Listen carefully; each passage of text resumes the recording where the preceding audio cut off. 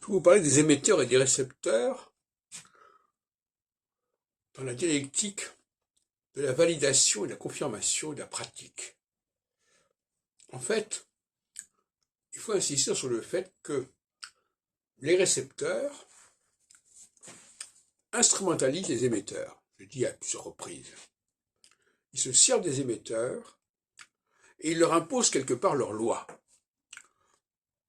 Dans l'ouvrage que j'avais fait en 86, Histoire de l'astrologie, j'avais privilégié cette question de l'instrumentalisation. C'est-à-dire que je disais que finalement, ce n'était pas tellement les astres qui agissaient sur nous, mais nous qui les programmions, qui nous programmions par rapport à eux, pour qu'ils nous servent de repère. Et donc, c'était tout à fait l'inverse. Et à ce moment-là, ça n'avait pas de sens de chercher une influence des astres. C'est plutôt nous qui nous programmions, qui étions programmés pour réagir à ces astres et à ces configurations que nous avions nous-mêmes fixées. C'est la thèse que j'avais développée à l'époque, qui est donc un bout de temps. Aujourd'hui, je n'adhère pas à cette idée parce que je pense que la capacité d'instrumentalisation est quand même assez restreinte.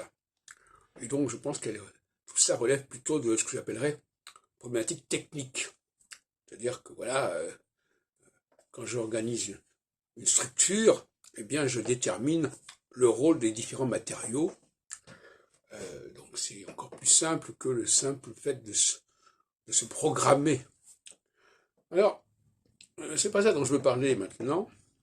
Je veux parler du fait que les praticiens prennent le pouvoir sur les théoriciens et les piègent quelque part. Parce que les praticiens, ce sont eux qui disent aux théoriciens « Ah oui, ce que vous avez fait est génial, ça marche bien ». Donc les théoriciens dépendent des praticiens et dépendent notamment de la quantité de praticiens. Donc quelqu'un comme André Barbeau, par exemple, eh bien, il est piégé par des centaines de personnes qui se réfèrent à lui et de lui. Donc, quelque part, le théoricien, il est bloqué parce que les praticiens, ils veulent prendre le pouvoir et ils ne veulent pas que les théoriciens puissent changer leur théorie parce que à ce moment-là, ça les déstabiliserait, les praticiens. Et c'est pourquoi, finalement, quand on met en cause un théoricien, une théorie, on a tout un ensemble de praticiens qui viennent à son secours et qui disent « mais nous, ça marche très bien, on l'a vérifié, etc. » Comment sortir de cette situation? Parce que entre théoriciens, on peut s'entendre à la limite. Voilà, les théoriciens savent très bien les limites de leurs propres travaux, et quand on leur donne un argument qui montre qu'il y a eu une mauvaise transmission, ou qu'il y a eu une altération, une corruption, ils sont quand même très sensibles à ces questions-là.